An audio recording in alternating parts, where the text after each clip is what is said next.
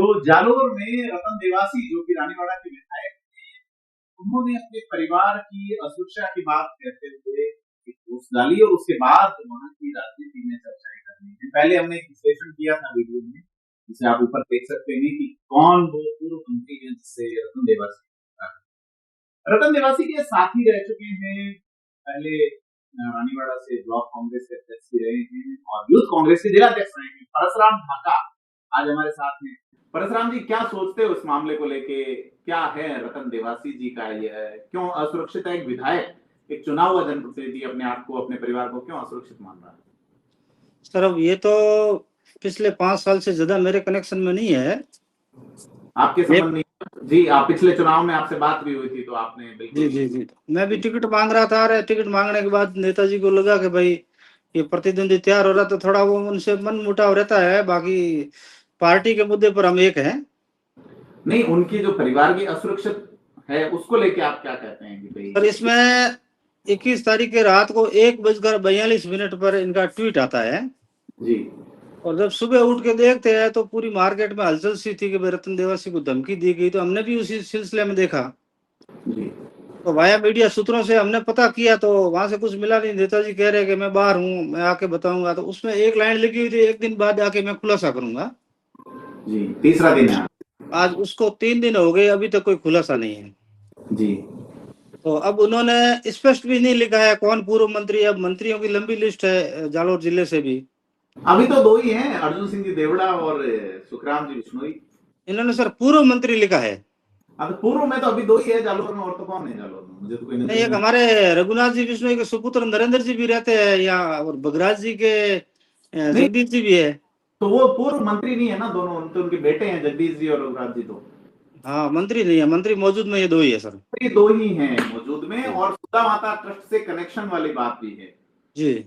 तो यह एक क्या बनाता है समीकरण? और कल इस पे भी मैं राय चाहूंगा। देवजी पटेल का उनके समर्थन में लेटर आया है पूर्व सांसद का कि रतन देवासी को सुरक्षा दी जानी चाहिए। तो सर अब देव जी, पता नहीं देव जी की क्या विचारधारा है, कैसे। हम तो देव जी के साथ कभी नहीं रहे, पर पता नहीं वो चाहते होंगे कि भाई हमारी सरकार है, मेरी जिम्मेदारी है। और दोनों एक ही दिन में जन्मे हुए हैं, 25 सितंबर को। अच्छा, आज तो 25 सितंबर है, कल तो है। कहीं कहीं न कहीं दोनों में समानता है। जी जी। तो वो तीनों या तो जी वो अपने अरस्तु ने कहा था कि जो व्यक्ति समाज में नहीं रहता वो या तो देवदूत है या फिर पशु है। जी। तो अब ये दोनों ही बहुत ज्यादा ज्यादा ब्रिलियंट लोग हैं। अब जहां से अपने सोचना बंद करते हैं वहां से सोचना शुरू करते हैं, तो हो सकता है इनके दिमाग में क्या चल रहा है। मैं ये जानना चाह रहा हूँ रानीवाड़ा में क्या चर्चाएं चल रही हैं? तो रानीवाड़ा में ये चर्चा चल रही है कि नेताजी को धमकी किसने दी। तो फिर हमने हमारे, जब इतनी बड़ी बात है, पूरी राजस्थान में हलचल मच रही है, तो फिर वो जाहिर सी बात है कि आदमी खोज तो करेगा ही। जी बिल्कुल, आप जैसा सक्रिय आदमी, जिस तरह मतलब बातों के फटकारों में आपका कोई जवाब नहीं है, तो तो हमने भी खोज करी, हमने भी इसमें जांच करी, तो जांच में कुछ नहीं आया। हालांकि सुखराम जी के पुत्र भूपेंद्र जी से हमारी बात हुई, राघवेंद्र सिंह जी से कोई हमने पूछा भाई क्या हुआ, आपने कोई ऐसे कोई धमकी वगैरह दी क्या? उन्होंने कहा यार हमको तो कोई पता ही नहीं है इस बारे में। जी तो मैं आपके चैनल के माध्यम से कहना चाहूंगा जी कि रतन जी चाहे कैसे भी हो, कुछ भी हो, हमारी विचारधारा मिलती नहीं मिलती, लेकिन मानवता के नाते, पार्टी के नाते, अगर रतन देवासी को किसी ने धमकी दी है तो प्रशासन पे जाए। जो तरीका बना हुआ है, जैसे संविधान लिखा है अम्बेडकर जी ने, 2 साल 11 मास 18 दिन लगे, तो अपने लिए लिखा है, जाहिर सी बात है। जी बिल्कुल। उसमें बहुत सारी धाराएं हैं, उपधाराएं हैं, तो उनके तहत आपको प्रोसीजर करना चाहिए। और अगर आप हैदराबाद में थे, तो आजकल तो सारी हिंदुस्तान में व्यवस्था है, आईपीसी कोड लगा हुआ है, तो आप हैदराबाद में भी पुलिस स्टेशन जाके 0 नंबर की एफआईआर दर्ज करवा सकते थे। जी बिल्कुल। तो वो नहीं कर रहे हो। और अगर कोई है तो आप अगर प्रशासन को नहीं बता सकते हो, बहुत ज्यादा धमकी भय में हो, तो आप जी हमें बताएं, हमें एक मैसेज करके बता दो। मैं वादा करता हूं प्रदीप जी का, शाम तक हम उन मंत्री और मंत्री पुत्र को पकड़ कर आपके यहाँ लाके खड़ा कर देंगे। बोले आप कौन होते धमकी देने वाले हमारे नेता को? जी बिल्कुल। नहीं तो क्यों किया होगा? ये बातें तो सारी डोमेन में आ गई। क्या कारण लगता है? परसराम ढाका की इन्वेस्टिगेशन क्या कहती है? क्या कारण? कई बातें हैं, कास्ट बेस पे बातें आ रही है कि राजपूतों का और विश्नोइयों का एक कनेक्शन है सांचौर में और रानीगढ़ में, क्योंकि जी सांचौर विश्नोई को सपोर्ट करते हैं राजपूत, इसलिए वहां प्रधान राजपूत होता है अभी। और इधर जो है वो नारायण सिंह देवल को या बीजेपी को, मतलब जी जी तो जी। गठजोड़ को तोड़ने की कोशिश है कि कड़बी देवासी एक पैक्ट बनाया जाए, जैसा कि इस विधानसभा चुनाव में नजर भी आया। जी बना था। वहां जीवाराम चौधरी जीते, इधर रतन देवासी जीत गए, लेकिन पूराराम नहीं जीत पाए जी। इसको लेके आप क्या सोचते हैं? पॉलिटिकल आदमी हो तो पॉलिटिकल बात करते हैं सर। अब इसमें पॉलिटिकल बात तो ये होगी, पर इन्होंने अलग तरह से माहौल बनाया, समाज को ढाल बनाया, समाज को इमोशनल ब्लॉकमेल करते हैं हमेशा ये लोग जो अपने आप को समाज का बहुत बड़ा लीडर मानते हैं, और उसके बाद में इस तरह का ट्वीट करना और कहना कि भाई एक मंत्री और उसके बेटे, ट्रस्टी और कुछ अधिकारी और भी नेता मिलकर मेरे परिवार के खिलाफ साजिश रचे हैं। मतलब परिवार के खिलाफ इन्होंने क्या साजिश रची, वो तो आपको कहना पड़ेगा। जी बिल्कुल बिल्कुल। तो ये एक बहुत अलग मुद्दा हो गया। ये तो पूरा मतलब मामले को डाइवर्ट करके अपने परिवार पर लेके चले गए। तो ये तो कोई राजनीति की भाषा तो है नहीं। और रही बात सर है, नेताजी के साथ में लंबे समय से रहा हूँ, सन 2000 से हम साथ में है, इसीलिए हम आपसे बात कर रहे हैं कि आप उनकी जी। तो 2020 तक हम लगातार साथ रहे हैं जी। तो ये इस तरह के इंस्टेंट करते रहते हैं। पहले देखो सोशल मीडिया का जमाना नहीं था, चल जाता था, कोई बातें अफवाहें चलती थी और लोग इमोशनल हो जाते थे। लेकिन आज तो सच्चाई है, एविडेंस इनको देना पड़ेगा। मंत्री का नाम लेना मात्र काफी नहीं है, उसके पुत्र का नाम लेना भी काफी नहीं है, इनके साथ इनको एविडेंस भी देना, पद का नाम लिया, नाम भी नहीं लिया, कौन नहीं एविडेंस भी देना पड़ेगा सर। अगर ये कह रहे हैं कि कल कोई मंत्री का नाम ले लिया या पुत्र का नाम ले लिया जी बिल्कुल, तो वो लोग नहीं मानेंगे। एविडेंस देने पड़ेंगे कि आपको किस तरह से क्या धमकी दी और क्या साजिश रची गई आपके खिलाफ। जी बिल्कुल, वो चीजें इनको देनी पड़ेगी। अब देखो ये आज हैदराबाद में मौजूद है जी, और कोई व्यापारिक सिलसिले में गए हैं। कल इन्होंने शायद कोई ट्वीट देखा था मैंने, तो कोई एक गार्डन के अंदर कोई जन्मदिन मना रहे हैं। तो अब इस इतनी बड़ी आफत आ रही, उसके बाद रोम जल रहा था और नीरू बांसुरी बजा रहा है, क्या मामला है? सामाजिक जीवन तो व्यक्ति जिएगा ही सर, उसमें क्या जिएगा सर, लेकिन उनका परिवार, बच्चा कहीं और है, इनके पत्नी कहीं और है, और दूसरा बच्चा कहीं और है, इनके पिताजी कहीं और है। तो इनको इकट्ठा तो होना चाहिए कि जो परिवार पे खतरा है तो वो अलग अलग क्यों बैठे? जी बिल्कुल बिल्कुल, और मिलकर मंथन करना चाहिए। लेकिन मुझे पता है सर कि ये हमेशा इंस्टेंट करते रहते हैं। इनकी राजनीति में एंट्री भी इंस्टेंट के माध्यम से हुई है। हमने भी इनके साथ कई इंस्टेंट किए है ना। किस टाइप के इंस्टेंट किए हैं आप? हमने किए, मैंने कुछ पॉइंट नोट किए, हालांकि भूल जाता हूं मैं। 2003 की बात है, चुनाव के अंदर हमारे ये चेकला जो जसवंतपुरा के पास है, वहाँ एक फार्म हाउस है, पूर्ण सिंह जी ठाकुर थे उसमें जी जी बिल्कुल। तो उनके फार्म हाउस पे दोनों पार्टी मिले, तो फिर इन्होंने हमसे रत्नाराम जी की धोतियां खिंचवाई, प्रेमाराम जी को धक्का दिया, मारपीट हुई और वहां पर और फिर वो इन्होंने वो किया। फिर एक बार मारूवाड़ा में, आपको पता हो तो चुनाव के दौरान 2013 का चुनाव था शायद जी, तो वहां पर इन्होंने नाटक रचा कि गाड़ी का कांच फोड़ करके मेरे भरत का भाई का अपहरण करने के लिए आए थे भूपेंद्र सिंह वगैरह, जाखड़ी वाले जो जिला परिषद सदस्य हैदराबाद में। तो वहाँ नाटक किया और वहाँ काफी मतलब 4 गांव। तो आप साथ थे? उस समय हम साथ ही थे सर, 2020 तक लगातार साथ थे। जी जी बिल्कुल। तो इनका कोई भी इंस्टेंट होता था उसके हम पार्ट होते थे जी। फिर इस तरह जी। और कोई? और 2019 के लोकसभा के चुनाव थे, उस समय हीरपुरा में चौधरियों के साथ झगड़ा करना, देवजी पटेल और आमने सामने चुनाव लड़ रहे थे जी। तो मतलब, और 2001, हाँ मजे की बात बताऊं मैं आपको, 2005 में जब ये ठाकुर साहब प्रधान बने थे बड़गांव, क्या महेंद्र सिंह रावत? हाँ रावत साहब जी। तो उस समय 3 कैंडिडेट कांग्रेस के जीते हुए इनके साथ चले गए, तो कांग्रेस अल्पमत में आ गई। फिर गेट के ऊपर है जो बाद में इनके साथी रहे, भाणाराम ग्राम सेवक, भूप सिंह जी डाबी पूर्व सरपंच, और हीरालाल सारस्वत जो आज भाजपा के उपाध्यक्ष है, तो इनकी वहां मगजमारी हो गई। जरूर ये मुक्केबाजी हुई थी, किसी ने पेट पे मारा, किसी ने पीठ पे मारा। तो उस चीज को ले जाकर हमने सबने हॉस्पिटल में जाके 2 दिन पड़े रहे, नाटक किया, और फिर दूसरे दिन पेपर पे हेडलाइन बनी कि जानलेवा हमला हुआ। हालांकि उस मुकदमे में एफआईआर लगी, कुछ नहीं निकला। तो 323 का भी चालान नहीं हुआ इनका। तो रतन जी पे भी हमला हुआ था उस वक्त? हाँ, ये कह रहे थे हमला हुआ, हम तो उस समय थोड़ा डेलीगेट लेके बैठे थे, लेकिन वो जरूर धक्का मुक्की हुई थी, जो उस भीड़ थी वो तो क्या माना जाता है सर वो? हाँ, मॉब लिंचिंग टाइप थी, तो उसमें कुछ ज्यादा हुआ नहीं, लेकिन जान का खतरा बता के 3 दिन हॉस्पिटल में रहे, और इंस्टेंट था एक मतलब इस तरह का। तो मतलब खेल वहां लंबे समय से चलते रहे हैं, जी। तो ये अकेले इधर से ही चलते हैं या दूसरी ओर से भी रहा? तो वहां देखो, एक तो रहा है कि एक जाति वर्ग का दबदबा रहा है, पुराने समय से सामंतशाही व्यवस्था रही है, ये देखने में आता है। तो क्या दूसरे वर्ग की ओर से भी ऐसा है क्या? नहीं, दूसरा सर ऐसा ऐसा कोई नेता यहाँ नहीं है। हाँ, वैसे ही जालोर सिरोही में लगभग ऐसा धमकी वाला और इस तरह ये आपको पूर्वी राजस्थान में, उत्तरी राजस्थान में मिलेगा नहीं, गुंड वाला मामला, ये वो उधर थोड़े थोड़े बहुत इनके गुण मिलते हैं पूरा राम जी से। पूरा राम जी जो अभी भीनमाल से वर्तमान हाँ, विधायक। पूर्व विधायक तो वो एक बार उन्होंने पाली के पास नाटक किया था, फायरिंग करवाई सुरक्षा के मामले में, मतलब कमांडो मिल जाए, मेरे को रिवॉल्वर का लाइसेंस मिल जाए।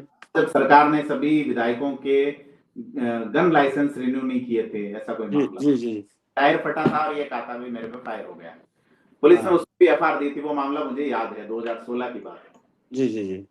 15-16 की जी। बाकी दूसरा दूसरा नाटकबाज जैसा नेता अपने जालोर सिरोही में वर्तमान में कोई नहीं है। तो क्या कारण, वो तो विधायक बने हुए हैं, उनको क्यों जरूरत है? वैसे आजकल बहुत चल रहे हैं सोशल मीडिया रील वाले नेता खासे प्रभाव, लेकिन रतन देवासी तो ऑर्डिनरी मामलों में भी खासे चर्चा में रहते हैं, वायरल होते हैं, फिर वो ऐसा क्यों करेंगे? अब सर क्या लंबा समय होता है, 5 साल में लोगों की समस्याएं होती है और लोग मतलब कोई समस्या नहीं बताए, बहुत सारी समस्या है क्षेत्र में, उस पर तो ध्यान देते नहीं है। रील बनाना और इस तरह के इंस्टेंट करना, यूं करते करते 5 साल गुजारना।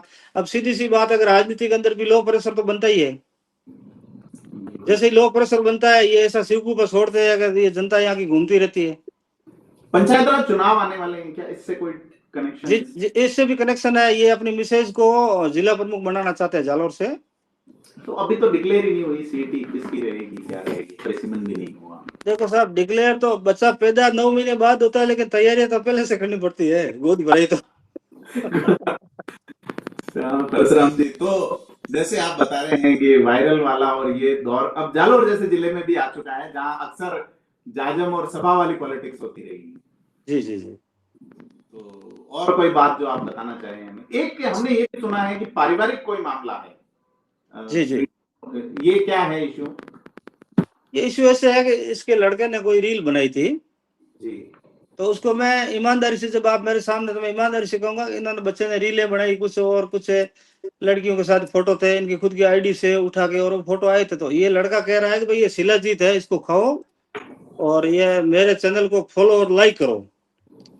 तो हमने कर्टसी के नाते हमने वो फॉलो और लाइक कर दिया। हमारा एक ग्रुप बना हुआ है रानीवाड़ा की आवाज, जी जो हमेशा चर्चा में रहता है। जी जी। तो उस पर लाइक और फॉलो हमने कर दिया। हमने ये सोचा कि भाई एमएलए साहब का लड़का है, 22-23 साल का लड़का है, अगर वो कह रहा है तो अपनी लड़ाई अपनी जगह है। तो लाइक और फॉलो और शेयर हमने किया जगह जगह। तो इनको बुरा लग गया, फिर ये आपस में झगड़े रात को 1 बजे बॉम्बे में। फिर एक अबोध बालक को अगर मारपीट करते हो और फिर पत्नी के साथ भी आप घरेलू हिंसा करते हो, तो अच्छी बात नहीं है। जहां तक मैं पुष्टि नहीं करता, लेकिन मुझे जो सूचना मिली उसकी बात कर रहा हूँ। ये अपुष्ट चीजें हैं, पर खैर ये व्यक्तिगत मामले हैं। पर मुझे ये लगता है पर्सनली कि कोई भी व्यक्ति पे इस तरह से धमकी या ये अगर बात आ रही, क्यों कहीं ना कहीं बात हुई है भाई, रतन देवासी से कहीं तो प्रूफ मांगा जाएगा, तो वो कुछ प्रूफ तो पेश कर ही पाएंगे, लगता तो है। बिल्कुल सर, हमने तो ये जगह जगह निवेदन किया। कल सुबह हम ज्ञापन भी देंगे एसडीएम साहब रानीवाड़ा को। जी। क्या रतन देवासी अगर धमकी मिली इनको बहुत ज्यादा अगर मिली है, ये कहने की स्थिति में नहीं है, तो आप स्व संज्ञान लीजिए प्रशासन की तरफ से और एफआईआर दर्ज करो। वाला भी नजर नहीं आ रहा जालोर में, खास करके कि एक विधायक जो है, चुना हुआ विधायक, और उसको अगर धमकी मिली तो प्रशासन को अपने लेवल पे ही जांच तो करनी चाहिए, लेकिन बड़े पैमाने नहीं, इसमें सर, इसमें कानून व्यवस्था और सरकार की भी किरकिरी हो रही है। अगर एक विधायक इस तरह का अगर झूठा बयान देता है तो गलत बात है, अगर सही बयान देता है तो संबंधित व्यक्ति के खिलाफ कार्रवाई करें। राम जी, झूठा है या सही, ये तो जांच का विषय है, जांच जी। होगी, लेकिन अपना तो यही है कि जांच तो हो कम से कम। और रतन देवासी जो कि बाहर है, वो आने पे तो खुलासा करेंगे, कब आते हैं वो देखने वाले, लेकिन सरकार को अपने दम पे करना चाहिए कि चाहे नहीं सर, सर विधायक इन्होंने एक मैं बीच में बताऊंगा कि खुलासा इनको यहाँ आके क्यों करना चाहिए, जब इन्होंने ट्वीट भी तो मुंबई से किया है। 1 बजकर रात को 1 बजकर 42 मिनट पर ट्वीट किया जाता है क्या आदमी को? ना, वो सब कोई ऐसी परिस्थिति रही होगी, देखो आप, अब आप नहीं, तो उस समय भी आप लोकेशन निकाल दीजिए, बॉम्बे में थे। तो 1 बजकर 42 मिनट पर रात को कौन जागता है और कौन ट्वीट करता है और किस तरह का इसकी परिस्थितियां रही होगी, और रात को 2 बजे क्या कर रहे थे, कौन सा नशा कर रहे थे या क्या सोच रहे थे? अब ये तो एक ब्रह्म मुहूर्त का समय था। ब्रह्म मुहूर्त तो इसके बाद होता है, ये तो बहुत रात्रि का समय है। तो पता नहीं कोई राक्षसी का समय होगा। परशुराम जी, ये कई सारी चीजें, कास्ट वाला एंगल है कि भाई एक देवजी पटेल वाला एंगल भी निकल के आया है। अब जैसे उन्होंने, क्योंकि आजकल वो ज्यादातर सक्रिय नहीं है राजनीति में, उनका तीसरे चौथे स्थान पे रहे थे, शायद तीसरे स्थान पे सांचौर में जमानत जब्त होने के बाद। हाँ तो वो भी कुछ राजनीतिक एंगल उसमें तलाश रहे हैं शायद। हाँ, हो सकता है। अब नेता नेता तो 15 जगह से सोचता है सर। जी जी। तो उनको ऐसा लग रहा होगा कि भोले भाले रबारी है, 20-22 हजार वोट है, तो वो मुझे मिल जाए कुछ चौधरियों के है यूं करके। और सुखराम जी और अगर रतन जी का विवाद बढ़ता है तो जाहिर सी बात है कि जब बंदर बांट होती है तो फायदा तीसरे को होता ही है। सुखराम जी से क्या उनका पंगा है? ऐसा कहते हैं ना, सुखराम जी चुनाव तो उस वजह से हारे थे जो कांग्रेस के वो एक कोई प्रत्याशी थे जो बसपा से चुनाव लड़े थे, उनके कारण हारे थे। अब वो शमशेर अली चुनाव लड़े थे, उनको खड़ा करने में, सपोर्ट करने में पूरी रतन देवासी की जो रानीवाड़ा की टीम थी, जी। बी टीम, हम्म। वो सारी वहां लगी हुई थी और सुखराम जी के खिलाफ साजिश कर रहे थे। तो चलो, सुखराम जी तो एक, मैं ज्यादा तारीफ तो नहीं करूंगा, पर संत व्यक्ति है वो। किसी को धमकी क्या, वो किसी को गाली गलौज भी नहीं कर सकते मेरे हिसाब से तो। अच्छा, तो ये कुल मिला के मामला इधर आके ठहरता है फिर अर्जुन सिंह देवड़ा में। सर अब मेरी डिमांड तो यही है मेरी तरफ से, जब आप पूछ रहे हो तो इनको वो नाम तो बताने ही पड़ेंगे। इन्होंने 4 तरह के नाम लिए हैं। एक पूर्व मंत्री और उसके पुत्र, जी। और सुंदा माता ट्रस्ट जो बहुत पवित्र स्थान है हमारे एरिया का, मतलब बहुत। यहाँ अब आप नवरात्रि के समय में, यहाँ आप नहीं मानते, आप रोज के साथ लाखों लोग दर्शन करने आते हैं 9 दिन। जी बिल्कुल। और ऐसी परिस्थिति में अगर ऐसे पवित्र स्थान को टारगेट किया जाता है तो वहाँ सुंदर माता ट्रस्ट के अध्यक्ष नारायण सिंह जी के बड़े भाई ईश्वर सिंह जी, हाँ, तो कहीं कहीं बात घूम के इन पे भी आ रही है। नारायण सिंह देवल पे भी आ रही है। हाँ, और ये भी लिखते हैं कि कुछ आला अधिकारी, मतलब ये लोकशाही के कुछ अधिकारी भी मिले हुए हैं इनसे। वो पता नहीं अब कौन है। मेरा हिसाब से तो जसवंतपुरा एसडीएम को टारगेट कर रहे होंगे, जो इन्होंने अतिक्रमण तोड़ने के लिए नोटिस निकाल रखे। अतिक्रमण क्या का था? अतिक्रमण इन्होंने कुछ बेनामी संपत्तियां ले रखी है, अच्छा। और उस पर कुछ तो कागज है और कुछ अवैध तरीके से। तो वो हार्ड ऑनेस्ट कोई एसडीएम है, पता नहीं, तहसीलदार कोई आ गई है, वहाँ एक मैडम है। अच्छा। तो उन्होंने नोटिस निकाले, कुछ इनकी प्रॉपर्टियों में वो कुछ तोड़ा तोड़ी करी है, तो वो इन्होंने धरना भी दिया उस चीज को लेकर। तो वो भी एक इश्यू है। तो अधिकारी मेरे हिसाब से बाकी तो कोई अपने संज्ञान में नहीं आया, लेकिन वो एक तहसीलदार है, कोई महिला, जी। तो उसका नाम ले रहे होंगे। और वो उनके साथ भी अगर ये धमकी से जोड़ रहे हैं तो मतलब अधिकारियों ने कैसे धमकी दी, क्या किया था, वो भी एविडेंस इनको देना पड़ेगा अब तो। हाँ, ये बात तो है। तो और कांग्रेस में भी इन्होंने जैसे वो लिंक किया है ट्वीट को, तो अशोक गहलोत से नहीं किया, तो क्या कोई बन नहीं रही है क्या बात? अब ये चीज समझ में नहीं रही। अशोक गहलोत जी पूर्व मुख्यमंत्री रहे हैं, और पूर्व मंत्री अगर कांग्रेस के मान लेते हैं चलो, तो पूर्व मंत्री तो सुखराम जी है, बाकी तो कोई नहीं। अर्जुन सिंह जी तो बहुत पहले थे। और कांग्रेस को टैग करना मतलब तो ये निशाना तो इनका कांग्रेस के पूर्व मंत्री पे ही है। जी जी बिल्कुल। तो अशोक गहलोत जी के मुख्यमंत्रित्व काल में ये मंत्री थे सुखराम जी, तो सबसे पहले टैग उनको ही करना चाहिए था। खैर वो लेट नाइट हुआ तो हो सकता है हो नहीं पाए होंगे टैग, तो हाँ, ये शायद सर्च नहीं, उनका अशोक गहलोत का वो ट्वीट सर्च नहीं हुआ होगा आईडी। चलो, तो ये है मतलब कुल मिला के मेरा ये है कि अब बात सत्य है या गलत, ये तो जांच से ही पता चल सकेगा। बहुत सारी चीजें रतन देवासी के जालोर लौटने पे या उस मामले को किस तरह से खुलासा करते हैं, क्या एविडेंसेस देते हैं, उस पर डिपेंड करेगा। लेकिन इससे पहले अगर वो मानसिक दबाव में आते हैं किसी की भी धमकी से, तो निश्चित तौर पे उनको सुरक्षा मिलनी चाहिए। चुना हुआ जनप्रतिनिधि लोकतंत्र में एक अहम स्थान रखते हैं, वो लाखों लोगों का प्रतिनिधित्व करते हैं। और ये बात तो तय है कि रतन देवासी एक तेज तर्रार नेता हैं, अच्छी विधायी समझ रखते हैं, अपने क्षेत्र में पकड़ रखते हैं, और उनकी खूब दुश्मन भी है निश्चित तौर पे। उनके कई साथी भी अलग हुए हैं, जैसे आप हो रखे हैं परशुराम जी। नहीं सर, हम तो राजनीतिक दुश्मन है इनके। कोई परिवार या इनको कोई हिंसा पहुंचाने वाली दुश्मनी हमारे पास नहीं है सर। जी, यहाँ जालोर में वैसा ऐसा नजर भी नहीं आया, पहले भी नजर नहीं आया। नहीं, अगर इस तरह के नाटक करके अगर ये सुरक्षा लेना चाहते हैं तो सुरक्षा तो कई मामलों में जांच होगी उसके बाद मिलेगी। ऐसे कैसे मिल जाएगी? मैं कह दूं कल मेरे को बहुत बड़ा खतरा है, तो यहाँ थोड़ी मेरे घर के आगे चौकी लग जाएगी। ये बात आपने मांगी नहीं थी ना, आपको कहा था कितना 1 करोड़ की, वो क्या डायलॉग था आपका? हाँ सर, सर मांगी थी मैंने। वो सागर राणा एसपी थे उस समय सांचौर के, जी। उस समय सांचौर जिला हुआ करता था। तो मैं गया था, तो फिर उन्होंने जांच करके मुझे बुलाया और मुझे बुला के कहा कि आपको कोई खतरा नहीं है, जी। और अगर आपको कोई भी कुछ होता है तो उसकी तमाम जिम्मेदारी मेरी है, ये राणा साहब ने मुझे कहा था। जी बिल्कुल बिल्कुल, आपने कहा 1 करोड़ रुपए की जान जाएगी, ऐसा कुछ था। हाँ, वो 5 करोड़ रुपए सुपारी वाली कोई हमारे पे एक आरोप लगाया था, नेताजी ने पहले एक हमारे पे आरोप भी लगाया था और अहमदाबाद में एक एफआईआर दर्ज भी कराई थी हमारे लोगों के खिलाफ। क्या था मामला? 5 करोड़ की सुपारी दी है और शूटर आए हैं और उन शूटरों ने मुझे मारने के लिए दी, तो उसका भी कोई एविडेंस नहीं है, कोई बात नहीं। फिर वो पुलिस वाला ने पूछा भाई क्या एविडेंस है बताओ कुछ, तो कुछ बता नहीं पाए। फिर उसमें एफआईआर लगी, तो वो भी नाटक था और हमारी मानहानि हुई उसमें बहुत सारी, पर लेकिन अब हम तो कुछ कर नहीं पाते, क्या करें बताओ। जी। तो परशुराम जी आप जुड़े, बहुत धन्यवाद। इस मामले में निश्चित तौर पे जी जांच जी हो। जी सर, एक आपके मार्फत में कहना चाहता हूँ, इस बार नेताजी को नाम बताना ही पड़ेगा विद एविडेंस। अगर नहीं बता पाते तो फिर नेताजी के खिलाफ एफआईआर होनी चाहिए, ये मेरी प्रशासन से मांग है। ठीक है, ये आपकी मांग है। दर्शक इस मांग पे और तमाम बिंदुओं पे क्या कहते हैं, कमेंट में अपनी राय दें, वीडियो को लाइक शेयर करें। थिंक 360 से जुड़े रहें और भी इसी तरह के मामले आपके सामने लाते रहेंगे। बहुत बहुत धन्यवाद Parshuram ji. Thank you sir.